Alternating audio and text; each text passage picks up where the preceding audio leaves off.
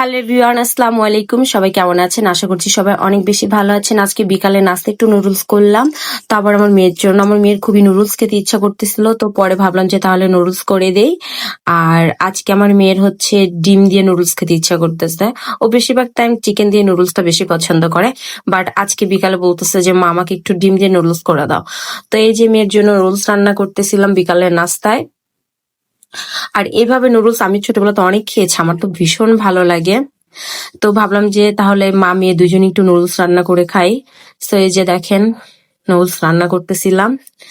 আর এভাবে নুডলস রান্না করলে কিন্তু অনেক বেশি মজা লাগে। আর আমি একটু চিলি মায়োনেজটাও দিয়েছিলাম এর মধ্যে, আমার ভীষণ ভালো লাগে ফ্লেভারটা।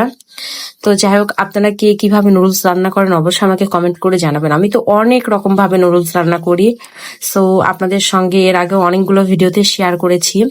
তো যাই হোক, আজকের মতো ভিডিওটি এই পর্যন্ত কি। আর আপনারা অবশ্যই আমার ভিডিও লাইক কমেন্ট শেয়ার দিবেন, আর অবশ্যই আমার পাশে অলওয়েজ টাইম থাকবেন, আমাকে সাপোর্ট করবেন। আল্লাহ হাফেজ।